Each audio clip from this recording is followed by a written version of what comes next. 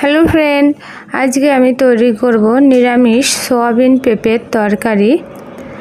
পেঁপে অনেকে খেতে চায় না, একবার হলে এইভাবে বানিয়ে দেখবেন, খুব ভালো লাগবে আপনাদের। রীতা রায়ের রান্নাঘরে আপনাদের সকলকে স্বাগত। পেঁপের তরকারি তৈরি করতে আমি কিছু জিনিস এখানে নিয়ে নিয়েছি। গোটা জিরে এখানে নিয়েছি, লঙ্কা আমি এখানে বেটে নিয়েছি, আদা বেটে নিয়েছি, জিরের গুঁড়ো নিয়েছি, টমেটো পেস্ট করে নিয়েছি, আলু ডুমো ডুমো করে কেটে নিয়েছি, সয়াবিনটা একটু জলে ভিজিয়ে রেখে নরম করে নিয়েছি, আর এদিকে পেঁপেটা আমি কেটে রেখেছি। কড়াইতে তেল দিয়ে দেব। কড়াইটা খুব ভালো করে গরম হওয়ার পরে আমি তেলটা দেব। তেল দেওয়ার পরে গোটা জিরে দিয়ে দিলাম, তেজপাতা দিয়ে দেব, লঙ্কা চিড়ে রেখেছি, কাঁচা লঙ্কা এখানে আমি দিচ্ছি, আপনারা চাইলে শুকনো লঙ্কাও ফোড়নে দিতে পারেন। এই যে এবার আমি পেঁপেগুলো এর মধ্যে দিয়ে দেব, একটু নেড়ে নেব।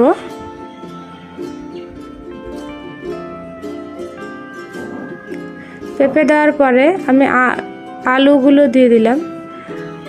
পেঁপে আর আলু একসঙ্গে ভাজবো আমি একটু, তার জন্য হলুদ দিয়ে দেবো, লবণ দিয়ে দেবো। এবার এটাকে একটু আমি ভেজে নেব অল্প পরিমাণে।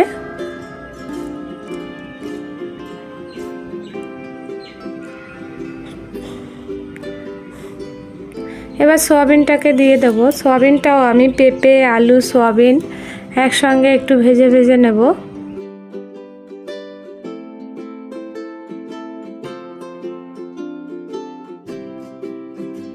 এরপর আমি ঢাকা দিয়ে দেব।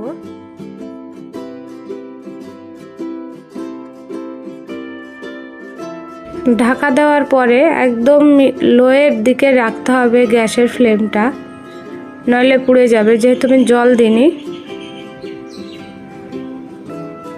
এর মধ্যে এক এক করে মশলাগুলো আমি মিশিয়ে দেবো। আদা পেস্ট, লঙ্কা পেস্ট, এবার দিয়ে দেবো জিরের গুঁড়ো,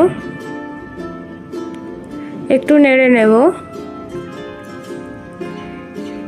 এরপরে টমেটো পেস্টটা দিয়ে দেব।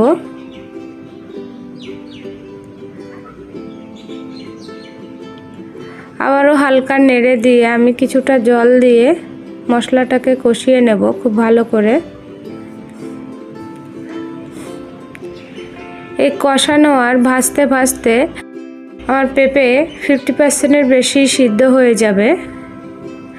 এই রান্নাটা একটু গ্যাসের ফ্লেমটা লোয়ের দিকে করে এই সময় রান্না করবেন, নইলে পুড়ে যাবে, আর পেঁপে সিদ্ধ হতে একটু টাইম লাগে। এই দেখুন আমার 50%-এর বেশিও সিদ্ধ হয়ে গেছে। এইবার পরিমাণ মতন একটু গরম জল দিয়ে দেবো। এখানে আপনারা নর্মাল জলও দিতে পারেন, তবে গরম জল দিলে তরকারির টেস্টটা আরও বেড়ে যায়।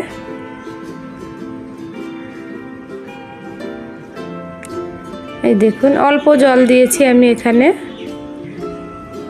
এবার ঢাকা দিয়ে দেব।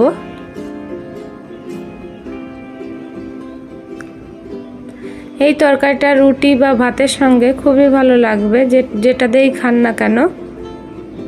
এই দেখুন আমার তরকারিটা রেডি হয়ে গেছে। তরকারিটাকে আমি নামিয়ে নেব। এই দেখুন কত সুন্দর হয়েছে। এই তরকারিটা ভাত বা রুটি যে যেটা দিয়েই খান না কেন খুবই ভালো লাগবে। আর রান্নাটা ভালো লাগলে আমার চ্যানেলটি সাবস্ক্রাইব করবেন, লাইক করবেন, কমেন্ট করবেন। রান্নাটা দেখার জন্য অসংখ্য ধন্যবাদ।